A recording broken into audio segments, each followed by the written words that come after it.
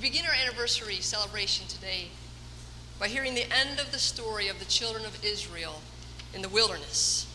They have been wandering in the desert for 40 years. Now, 40 years is the Bible's way of saying a long time. They've been pursuing, they have been searching for the promised land for a long time. Now, if we try to interpret this story of the Israelites in the wilderness literally, we would be hard-pressed to make sense of it because it doesn't take 40 years to walk from Egypt to Israel. And so we are to hear that there is a reason that it takes a long time to reach the promised land. And what we hear is that there are many lessons of faith that are learned in the journey. I heard someone once say that God is not as interested in our arrival at a destination in life as God is in our journey. Our life of faith is not so much about our salvation, our arrival in the kingdom of heaven, as it is the path we take there. In our human sensibilities, sometimes that this can be a harsh reality. And we see this harsh reality happening for Moses in the scripture, which Jim read to us. Here is this faithful servant of God who, at God's bidding, stood before one of the most powerful people on earth, Pharaoh, risking his life by defying Pharaoh. And then who led the Israelites out of their bondage, and for his efforts was subjected to ungrateful whining, rebellion, and challenges to his leadership. All of this Moses endured, holding on to the hope that one day they would reach the promised land. And here he is, looking out over the promised land, making his last address to the people, and we hear that he will never enter it. Now, wait a minute, God. This isn't fair, we think, or at least I think that. But what I find interesting is that Moses doesn't say those words. Perhaps it is that after 40 years, Moses has figured out that it's not about the destination, it's about the journey. Now, unlike Moses, I don't have 40 years of leading people under my belt. And Martin Marty, a contemporary theologian, wrote that every minister in their career reaches the point of realizing that they're not going to see the kingdom of heaven come in their lifetime. And it is at this point that we have to come to grips with what our lives' work has amounted to. My colleague Jim Bell tells me that he's at this point in his ministry, and he's going to share a few words with us about that. First time I've ever been invited to speak because I'm old. When I go back to my home church in North Carolina, especially on anniversaries and things like that, one of the things that I do for just a minute is to sit and think about all those who went before me in that church. And I just sort of picture them as gathered around like that cloud of witnesses who are cheering us on for today. And so just for a minute, perhaps you might think of those who have gone on and just visualize them are all around here cheering you on for today.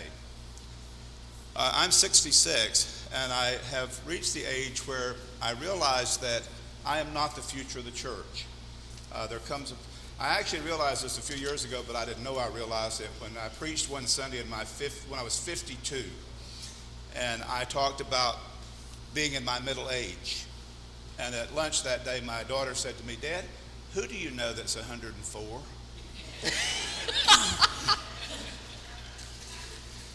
So I realized that I am not the future of the church, but I do want there to be a future church. And I want to find out what it takes to make sure there is a future church. It will be different than all of those saints that are looking down, because actually, whether you know it or not, the church they're looking at is different than the church they inhabited. And the church, when we look down as the saints, hopefully in the future, will be different than the church we're inhabiting right now. The hymns that are old favorites to me were new to my grandparents. the hymns that are old favorites that are old favorites of my children are still new hymns to me. So there's that progression. And finally, the last thing I noticed was my daughter, who is now 29, about 4 years ago, was asked to try to bring together the 20s and 30-year-olds in the church where she attends, Little River UCC in Annandale. And so she worked on how to gather everybody together. And one day I got an email from her and said, "Dad, would you take a look at this and proofread it for me?" And it was an invitation to about 30-some people that were in that church that never came in their 20s and 30s to come to a comedy club where they were going to meet. And the big thing was draft beer was only $1. And I will tell you, I had trouble with that until one of my council members said, "Jim, when my grandpa was on the church council, they used to have beer at the church council meeting." And then I realized that, well, yes, probably most people sitting in my church that day at some point or other have a beer, and that generation does. Well, they had their meeting at the comedy club, and 23 of the 30-some showed up. 14 of them continued to come to church for quite some time, and about 8 of them still do. And they still gather in the narthex of the church, sort of as a group, and talk about what went on with their lives during the previous week and stuff like that. But I would never have thought, and I actually gave my daughter trouble for inviting people to come to church by inviting them to come to a comedy club with $1 draft beer. And yet, that's how they got to know each other. So for me, I know that I've been climbing Mount Nebo, and I know now that I'm not going to see that promised land any better than Moses did. But what I want to know is, how do I help others see that the climb is going to be worth it?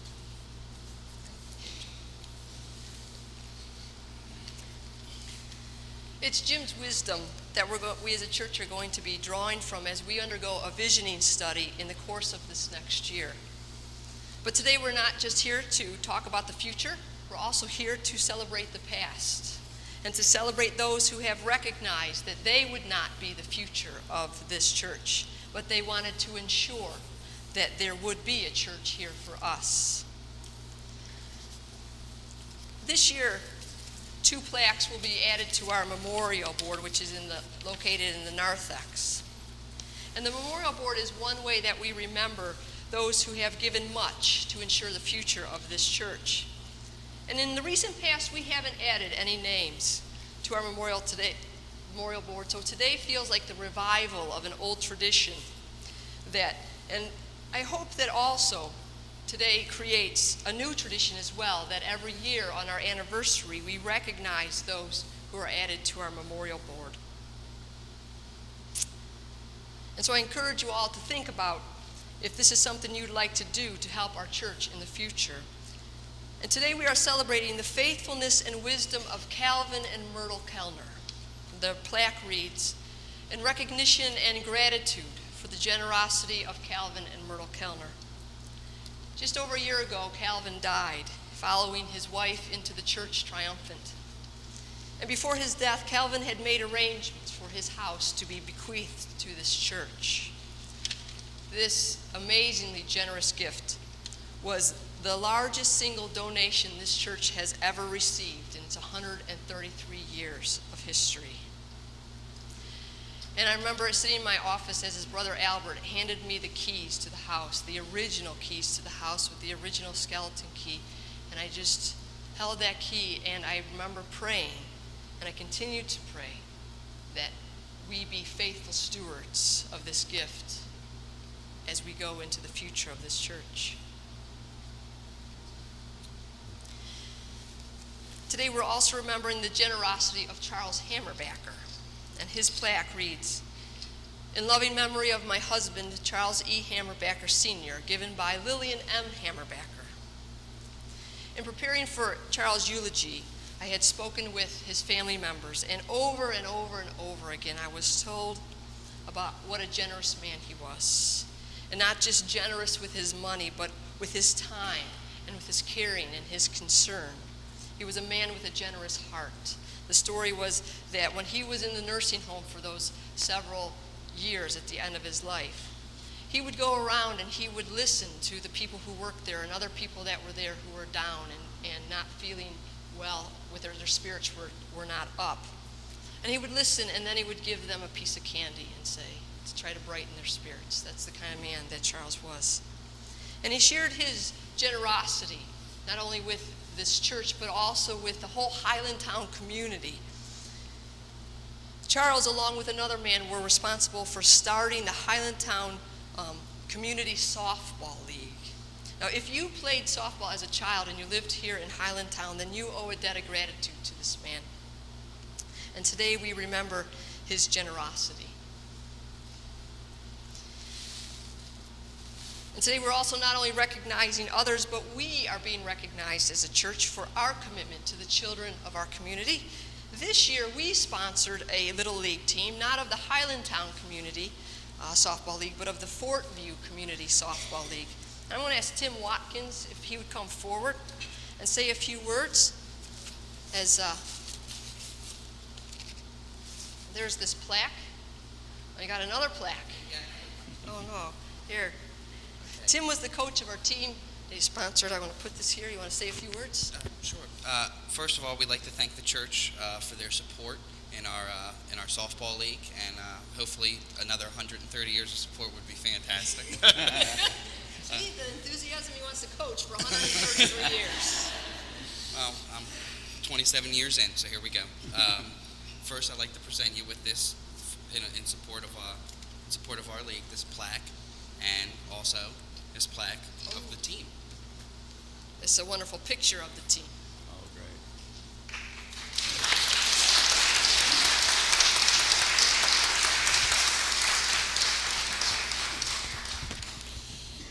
And it has the name of our team on this plaque. And our team was called the Fort View Saints. The what? Fort View Saints. And I want to thank Tim, not only Tim, but his whole family for their time and commitment in caring to the children of Baltimore. Because like Charles Hammerbacker, Tim's dad, Ronnie Funk, started the Fort View Community League with another man. And we also lost Ronnie this year, just a couple weeks ago. And so this presentation is another wonderful way to remember another wonderful man. At this time, I'd like to invite the choir to come forward and offer our musical anthem.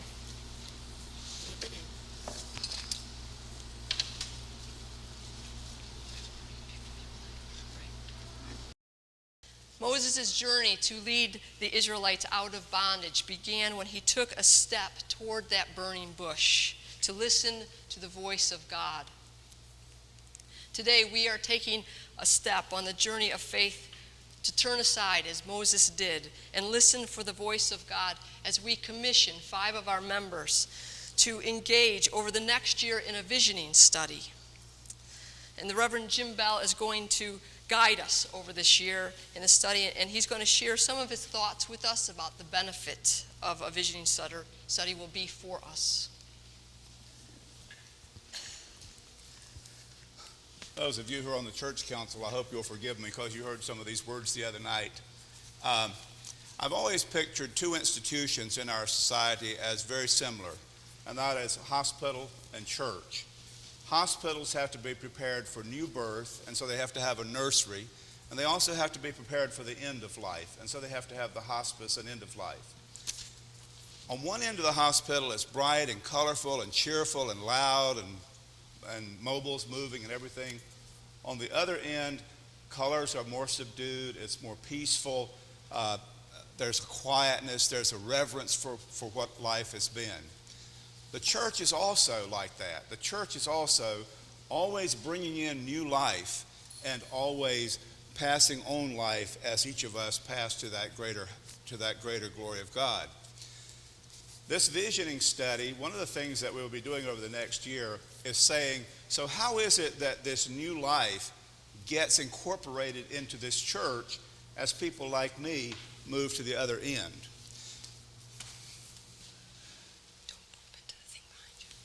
Don't bump into the thing behind me. All right. So one of the questions we'll be asking is, what is the future of United Evangelical Church? One of the studies that one of our churches did, for example, they looked at their neighborhood and realized they really didn't know it. We had people take a walk 3 blocks in each direction one month and come back and report, what did you see in the windows? What did you see in the front yard? What did you see about that house? And what they came back and realized was that the houses they saw were probably not inhabited by the people that they have the image of the neighborhood being. And so then they began to think about, then how do we engage in mission with the neighborhood that we saw? They also discovered a retirement center very close to them, and they went in and talked to the administrator.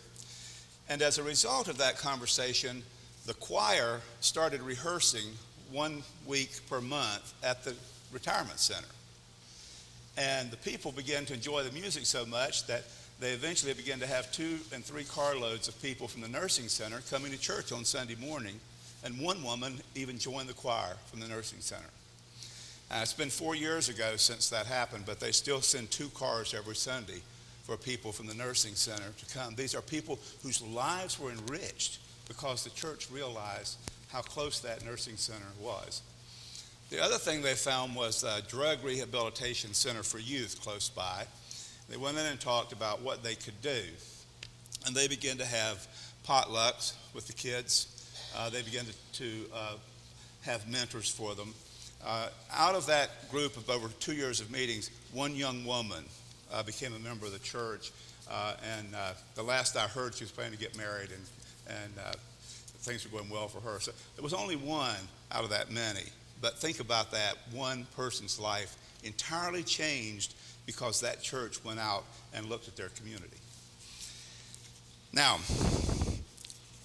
I want to tell you all, anytime there's change, there's resistance. And I'll use my family. My family is a prime example of, on the one hand, really wanting to change, and on the other hand, really being afraid of it. My grandmother was, we had party lines on the telephone when I was a kid.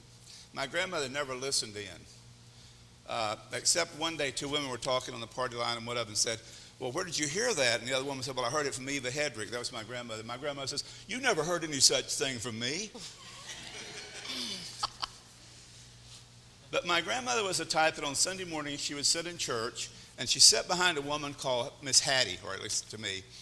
And if there would be somebody new, my grandmother would reach over and tap Miss Hattie on the shoulder and say, "Who is that sitting over there by Mrs. Harrison Black?" Well, if Miss Hattie didn't know, I will guarantee you that family probably did not receive the kind of welcome they would have received if those 2 women, my grandmother and Miss Hattie, had known. Not because they were mean women, it's just that these people are strangers. They don't belong here. And so, yes, they were welcome to worship, but there was no active way to encourage them to come back. They were visitors, and they were going to be here one time. I told the council the other night, my grandmother was the type that we went home on Sunday, and I don't know about your house, but we had almost every Sunday fried chicken and roast preacher.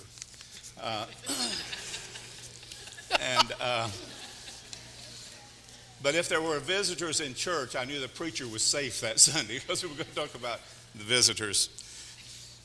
So if you happen to be my grandma, or if any of you happen to know that my grandma is in this church, I hope that during this next year that if somebody gently says to you, "Now don't be Jim's grandma," don't take it personal, because she was a wonderful, wonderful woman. And I am standing here today because of her. So don't take it personal if somebody says, during this next year, "Don't be Jim's grandma." Because there are grandmas out there. Finally, I want to tell you one story that has to do with the scripture just read about moving mountains. A man was commanded by God to go out and move this huge rock. And every morning this man went out and he pushed and he pushed and he did everything he could to move that rock, but it never moved. Every night he would go in and he'd complain to God all the work he had done, and nothing had happened. Day after day he pushed on the rock, nothing happened. He pushed on the rock, nothing happened. And finally he was going to give up. And he said to God, I can't move the rock, nothing is happening. And God said, what do you mean nothing has happened? Look at you. You now have stronger arms. You now have stronger legs. Your heart's in better shape. You are a better, more physically fit person because you tried to move that rock. It doesn't matter that the rock didn't move. You moved.